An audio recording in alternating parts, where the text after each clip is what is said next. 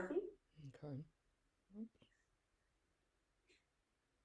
Okay, so we're all good now.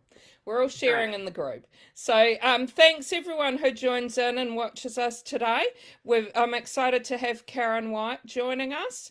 So Karen is the New York Times best-selling author of 28 books, which is pretty amazing, including the Trad Street series, Dreams of Falling, The Night the Lights Went Out, Flight Patterns, The Sound of Glass, A Long Time Gone, and The Time Between. She is the co-author of All the Ways We Said Goodbye, The Glass Ocean, and The Forgotten Room with New York Best Times selling authors Beatrix Williams and Lauren Willig. She grew up in London, but she now lives with her husband near Atlanta, Georgia. And your latest book, which you've got there,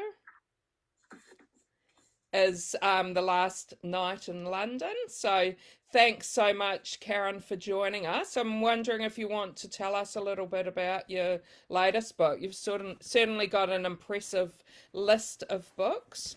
Yeah, I mean, I started as a wee infant, but yeah. So this, I'm mostly known for Southern women's fiction. I'm also known for that Mm. mystery series set in Charleston, the Trad Street series. But for many years, I've been thinking about this book even before I became a writer. When I was 12 years old, we moved to London, and we moved into this beautiful Oh, building, this yeah. Edwardian building on Mm. Regent Park, known as Harley House. And the day that we moved in, the porter explained that the reason why some of the windows were plain glass and some were leaded glass was because during the Blitz, nearby bombs had shattered them and they had just been Oh, replaced okay. with plain glass. Mm. And even though I hadn't planned on being a writer then, I was a huge reader and I had a very vivid imagination for many years. Sleeping in that bedroom, living in that flat, I couldn't help but imagine not only the people that had lived and passed through those rooms since 1904 when the building was built, but also during the Blitz, what that must have been like to Mm. sleep and wait for those sirens. The Blitz, for those of you who don't know, it was 9 months of nearly nightly air raids. I mean, if you can only imagine, just the trauma and how they got up every day and went back Yeah. to work. That was truly the remarkable Mm. thing. And to me, those are the unsung heroes, just the everyday citizens of London who got up and carried on. And they are the reason, that Hitler finally gave up and, turned his focus elsewhere.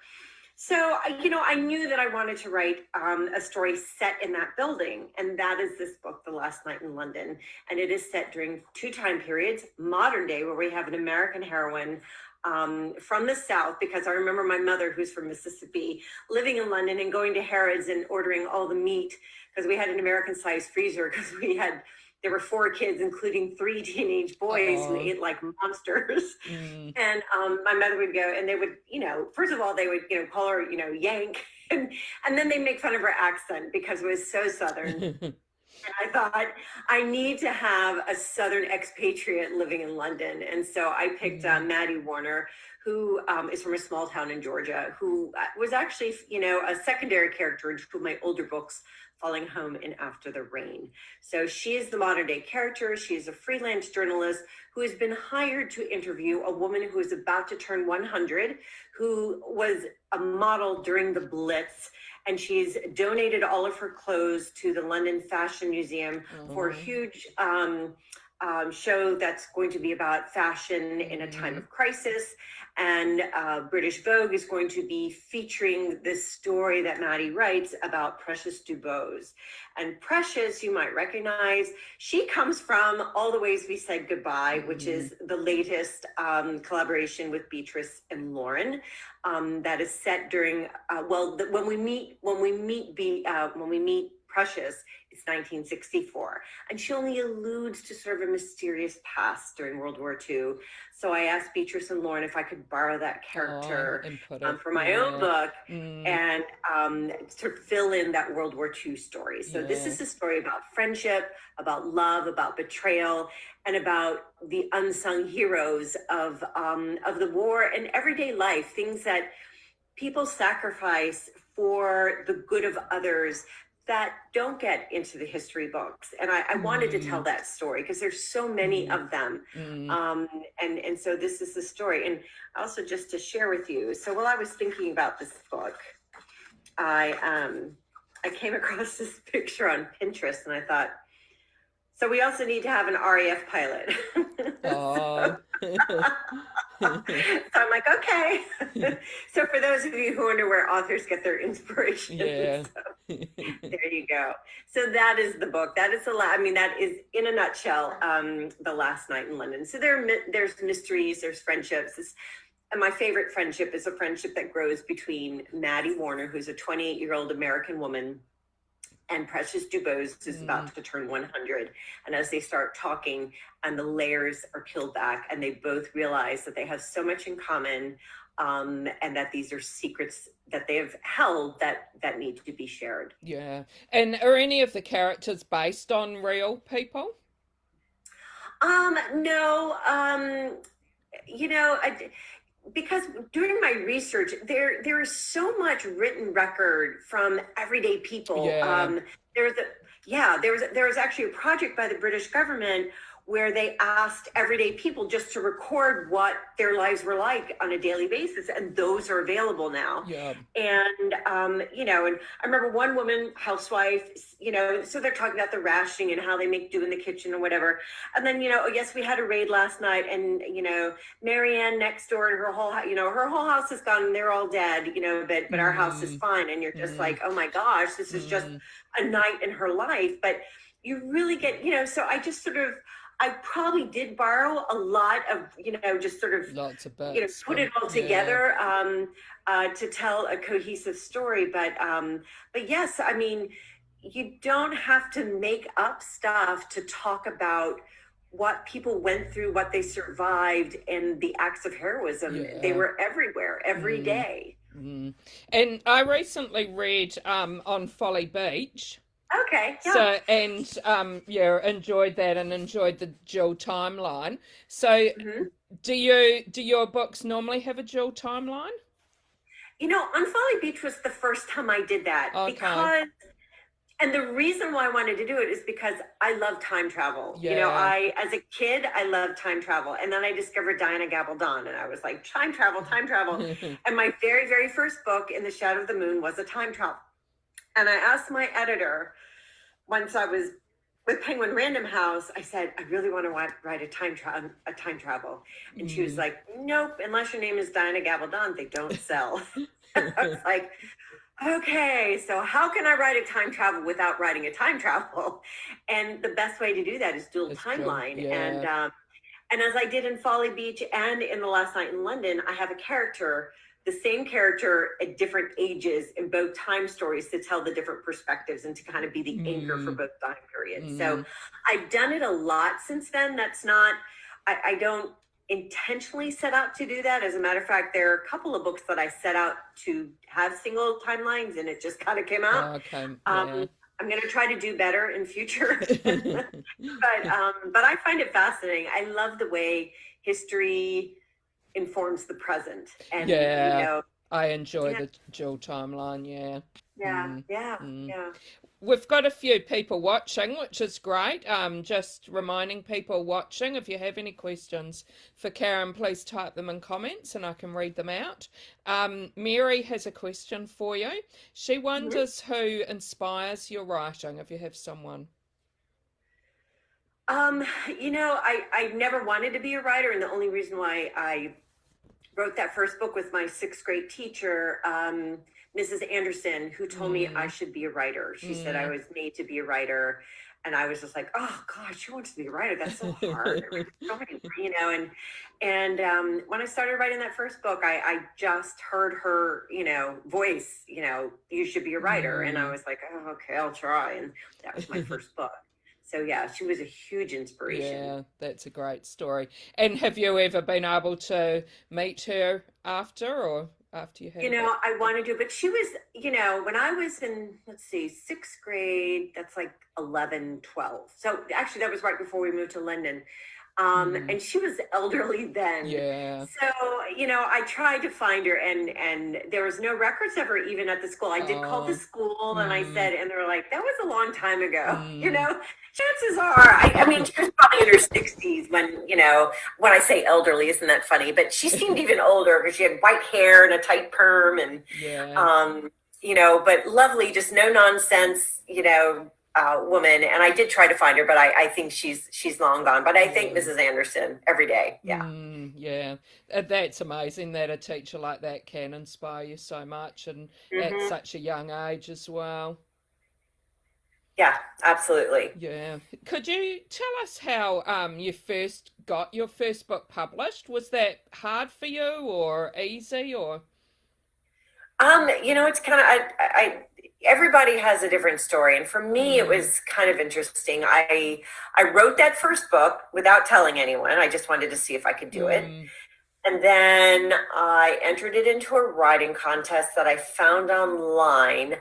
And the only reason why I entered it was because if I happened to win, I would get a critique by Diana Gabaldon. And I thought, and it was a time travel, right? It's my yeah. first book. So I thought, oh my gosh, I'm never going to win, but So it was like a $20 entry fee. I sent it in, it was like the first three chapters, and it ended up winning. So not only did I get my critique, but I also got the Mm, finalist judge was a New York literary agent. And she offered to represent me on those three chapters, and she was my agent for like the first 10 books. okay. Yeah. Yeah. Hmm. That's pretty good. Mm, So it's kind of, yeah. but I mean, it Very wasn't, I mean, my thorough. first four books were with two small publishers. I didn't really, nothing really happened in my career. It Yeah. wasn't until my fifth book when I signed with Penguin Random House that I started, sort of selling more books and becoming more known. So, Mm, some people hit it right out of the bat, first book sold, does amazingly. I'm just sort of that slow and steady wins the race kind of yeah. person, because Yeah. I didn't hit the New York Times until my 12th book, I think. So Okay. Yeah. it took me a while. Yeah. Yeah. And it's interesting that you write the novels with Beatrix and Lauren. We've actually had Lauren in our group before, which has been Hmm. great. Could Hmm. you tell us a little bit about that and how you do it? Yeah. So we had all been um, fans of each other's writing, and we Mm. got to know each other at these writers conferences where they would do these huge we were all with Penguin at one point, and so we would talk they would do these publisher author parties, and we would talk then, and then at the conference, hello baby, at the conference they would do these big signings where they would put all the authors alphabetically by last name. So of course Beatrice Oh, William and yeah. I, Beatrice Williams, Lauren Willing, and I Yeah. would all be seated together. So and because we were in the back of the room, like nobody ever came to the back of the room, so we just sit there and have our own little cocktail party. And then at one of these conferences, after the big, the last night, they had this big award ceremony. We're all dressed up, and we're in the bar, of course. And we just come up with the idea of, wouldn't it be fun to write a book together? Because then we Mm, could do this all the time. And, mm, we could get a publisher to pay our bar bill, and that would be really awesome. So, it was kind of a lark at first. And then the next thing I know, I'm flying up to New York City, and I'm meeting Lauren and Beatrice because they both live in the Northeast, mm. New York and Connecticut. I'm down south. And I fly up there, and we just start plotting this book. That was The Forgotten Room. We had no preconceived notions of how to do it. Mm, And we don't outline our own books. We're very much seat of the pants writers, but we knew if you're going to write with two other you have, people, you have to do yeah. an outline. And so we did, and we outlined that whole book. We each picked a time period slash main character. And then we went home, to our respective homes, and we started writing round robin, emailing the manuscript back and forth. And that's still how we do it. And then at the end, we got together to do the final edit, read through, and send to our agent, or excuse Mm, me, our editor. mm. So, I mean, I have no idea how we have managed to cohesively write these books where people can't tell who writes what part. Yeah, It's, yeah. I think, part of the magic, what we call the Team W Unibrain magic. Mm, It just happens. mm. We're pleased that it did, but we didn't have to work very hard to make it happen. It Yeah, just that's amazing. happened. Yeah. So it really is a magical, wonderful thing. It's the Mm, most fun we have writing. It's been difficult with this last book because we didn't get together in the beginning. Because normally we like to go do a little research together. We had our whole trip planned to Newport, Rhode Island, which is where the book is set. And of course, that didn't happen. So we had to meet, FaceTime to plot out the yeah. book. So it just wasn't the same as, and also with COVID, everybody at home, and Lauren has 2 little kids and she's Mm, homeschooling. It's like, mm, so it's been very long and drawn out. And yeah, but we're excited. It'll be out next fall. We still don't have a title, but we are getting together in Newport this August to get yeah. together to finish the book and Mm, do some like final research to kind of do some tweakings and stuff and just see each other. We haven't seen each other in a year and a half, so yeah. it's been It'll be hard. good that, Yeah, yeah. It'll be good to be able to catch up again, it sounds like. absolutely. Yeah. Because we last time we saw them, we went on book tour for All the Ways We Said Goodbye in Oh, January of 2020. mm, And mm, then after that, then I that's remember when right. we all went home, Yeah. we were hearing about this pandemic thing. We're like, Mm, oh, we'll be fine. yeah. Next thing we know, it's like, no, it's not fine. Not fine at all. So do you write your own books at the same time as you're writing the books with them, or Yes, so how do yes. you work Which, all that out? we call it a productive procrastination Mm. because, um, like when you're working on your own book and you're working, it's like, oh, I need to write, but oh my gosh, I'm just so tired of this book. I need a break, but you don't feel you have the time to take a break. And then Mm, bing, in your email comes the collaboration. You're like, great, mm, I can stop this, but I'm still being productive because I'm working on this book. mm. So it's kind of nice. It's sort of a refresher, or sort of a creativity refresher to just switch gears because we always try to write against type. So whatever we normally write in our own books, we try to not do that in our Mm, collaboration. So it okay. is a switch, but it's a nice refresher. So then when we turn that over to the next author, we are ready to get back to our individual projects. So Yeah, okay. yeah. So you spend a time each just writing that and then send it to the next one who carries on. Yeah, okay. Right, Yeah, right. And yeah. that's a good thing because you're only writing a chapter at a time. So you can Yeah, do that. yeah, Yeah. yeah. No, that's good. Um, Belinda's wondering how long it usually takes you to write one of your books. Yeah. There's no usual. At the beginning, it was funny. I could write much faster when my kids were at home. Oh, really? Yeah, because that structure, my life was structured around their school hours. Mm, I knew when I dropped them off at school and when I had to pick them up, those were the hours that I had to write. mm, So that is what I did.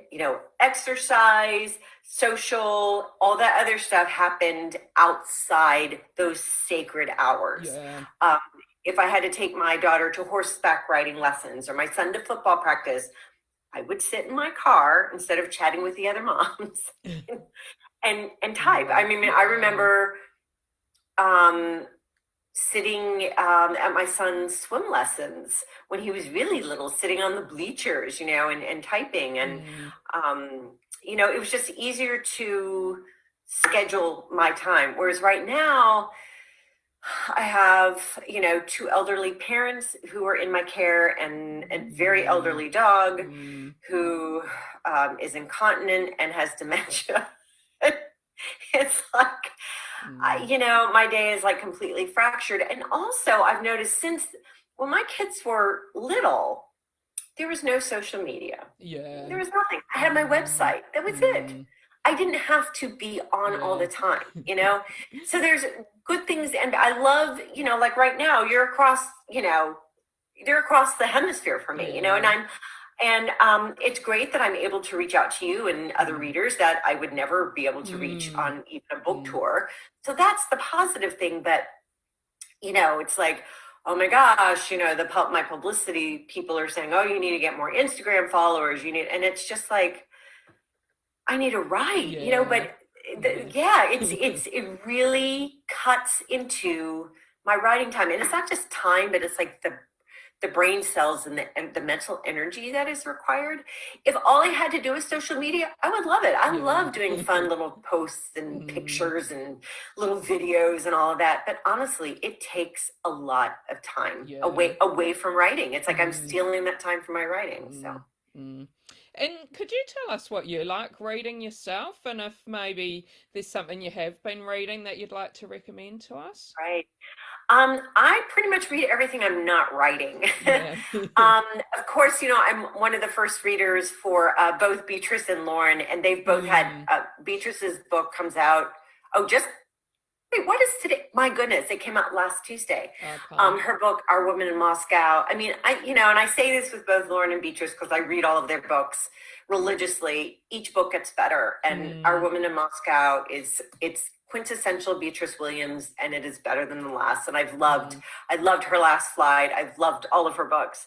And then Lauren Willig also had a book out in February, Band of Sisters, which is funny because I remember when she was researching something for one of our collaborations when she got the idea for this book. So I feel like I'm this book's auntie because I've, been with it since its conception. But Band of Sisters is phenomenal. And then another book, The Invisible Woman by Erica Roebuck. I mean, again, we're talking about unsung heroes of World War II. And this was Virginia Hall was a real woman with an artificial leg that had absolutely no reason to be in Europe during the war, much less be such a pivotal player with the French resistance, yet she was. And her story it's something out of the movies, but it is 100% real. And Erica does a beautiful job of telling Virginia Hall's story. But that's The Invisible Woman. Highly recommend. I'll have to have a look at that one. It was Erica did you say? Roebuck. Yeah. Okay. Thank you. Thanks for those recommendations. Susie says she thinks you do your social media very well. Oh, thank you. I try. Like I said, I enjoy doing it. I'm supposed to be doing more of it. And I hate that it makes it feel like a chore because I have to do more of it. I would rather just do it when I, have a moment, which lately is not very often. So, but thank you for that. Good to know. Yeah. And wait, that's Susie Baldwin. Yes, it is Susie. Oh my goodness! Hi, Susie. She's been at every single one of my virtual events. Oh, really? Maybe we'll meet, but she lives on the other coast. Yeah. Oh wait, no, Stone Mountain or Seattle, Portland. Mary said it's amazing that you look after your elderly parents and still find time to write as well.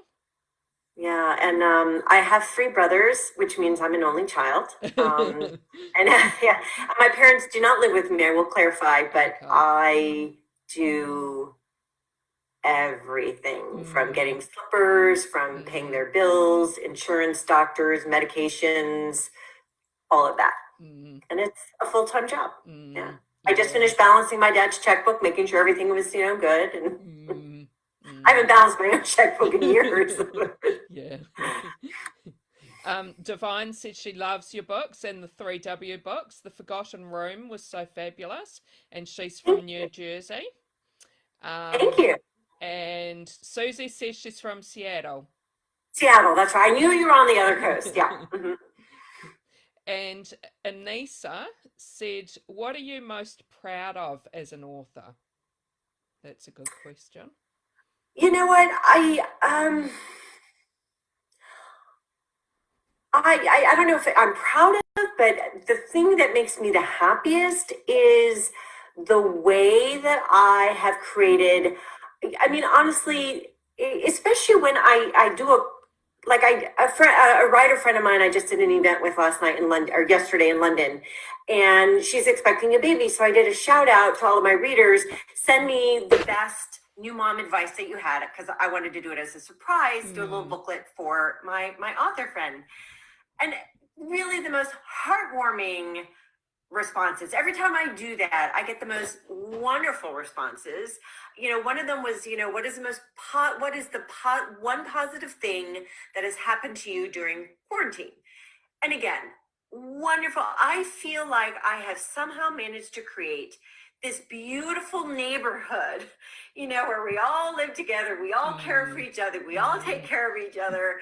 And I really find that, these are my neighbors, these are my sisters and brothers. I do have male yeah, readers. And to me, that is the most incredible, most heart touching thing. I'm truly humbled, yeah. that they consider me somebody whose words they read and they take to heart and they believe in. And yeah, and they send me emails about struggles they're going through, and Mm, how reading my book has helped them through mm, something. And I mean, without, maybe nurses and doctors have that same experience, but I don't know yeah, anybody else who could really reach into people's hearts and homes the way that I have been able to do just with my books. And yeah. for that, I'm so grateful and so proud of. Mhm. And especially these times as well, like over the last couple of years when Yep, people have been dealing with probably a lot more than they might have in the past as well, and do need to absolutely. read something to try and take them away from that as well.